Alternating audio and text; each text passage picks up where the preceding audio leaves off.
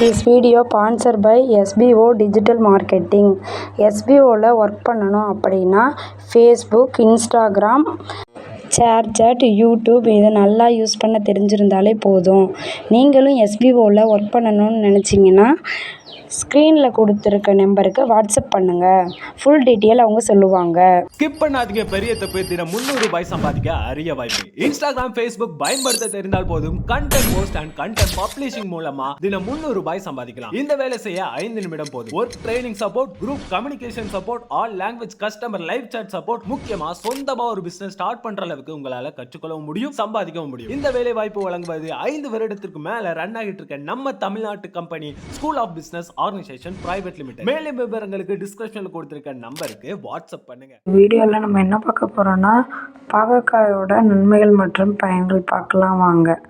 பாகற்காய் ஒரு கசப்பு தன்மை உடைய காய். இது ரத்தத்தில் இருக்கிற சர்க்கரை அளவை கட்டுப்படுத்துது. அது மட்டும் இல்லாமல் இதில் நிறைய சத்துக்கள் பாகற்காயில் இருக்குது. வாங்க இது என்னென்ன பயன்கள் அப்படின்னு சொல்லிட்டு ஒவ்வொன்றா இந்த வீடியோவில் பார்க்கலாம். பாகற்காய் உடல் எடை குறைக்கிறதுக்கு உதவுது. இதில் நோய் எதிர்ப்பு சக்தி அதிகமாக இருக்குது. அது மட்டும் இல்லாமல் இது கல்லீரலில் இருக்க நச்சுவை வெளியேற்றுறதுக்கு இது உதவியாக இருக்குது.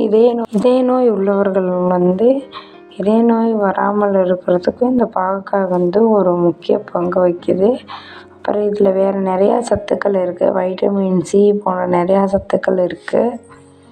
சரும ஆரோக்கியத்திற்கு பாகற்காய் ரொம்ப நல்லது. அது இல்லாமல் இரைப்பையில் இருக்கிற பூச்சை கொல்லும், பசியை தூண்டும். அது மட்டும் இல்லாமல் இதில் வைட்டமின் சி இருக்கிறதுனால நோய் எதிர்ப்பு சக்தியை அதிகப்படுத்துறதுக்கு பாகற்காய் முக்கிய பங்கு வகிக்கிறது. பித்தத்தை தணிக்கும். அது மட்டும் இல்லாமல் இது பசுமையான பாகற்காய் இருமல், ஆஸ்துமா, சளிப்பிடித்தல் இதனை குணப்படுத்தக்கூடிய தன்மை பாகற்காய் இருக்குது. பாகற்காய் நம்ம நிறைய விதமாக யூஸ் பண்ணலாம்.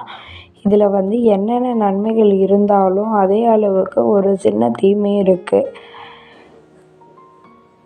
இது சிறுநீரகத்தில் கல் இருக்கிற பிரச்சனை இருக்கிறவங்க, அது மட்டும் இல்லாமல் சிறுநீரக கோளாறு இருக்கிறவங்க பாகற்காய் சாப்பிட்றத தவிர்த்துக்கிறது ரொம்ப ரொம்ப நல்லது. பாகற்காயை எப்படி சாப்பிட்லாம் அப்படின்னு பார்த்தோம்னா பொரியல் பண்ணி சாப்பிட்லாம், குழம்பு வச்சு சாப்பிட்லாம், அதை வறுத்து சாப்பிட்லாம். இந்த மாதிரி பாகற்காய் சாப்பிட்லாம்.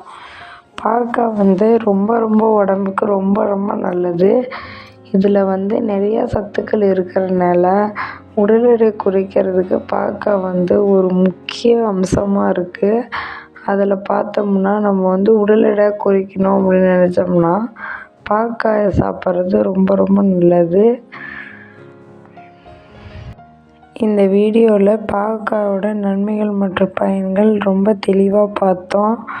பாகற்காயில் ஏகப்பட்ட நன்மைகள் அப்படியே சொல்லிக்கிட்டே போகலாம். ஆனால் குறிப்பாக பார்த்தோம்னா நம்ம உடல் ரீதியாக ஏதாவது பிரச்சனை இருக்கிறவங்க, சிறுநீரக பாதையில் பிரச்சனை இருக்கிறவங்க பாகற்காவை சாப்பிட்றது தவிர்த்துக்கிறது ரொம்ப நல்லது. அதில் நம்ம பாகற்காயோட நன்மைகள் மற்றும் பயன்கள் பார்த்து இந்த வீடியோ உங்களுக்கு பிடிச்சிருந்தா சப்ஸ்கிரைப் பண்ணுங்கள், ஷேர் பண்ணுங்கள், கமெண்ட் பண்ணுங்கள், லைக் பண்ணுங்கள். தேங்க்யூ.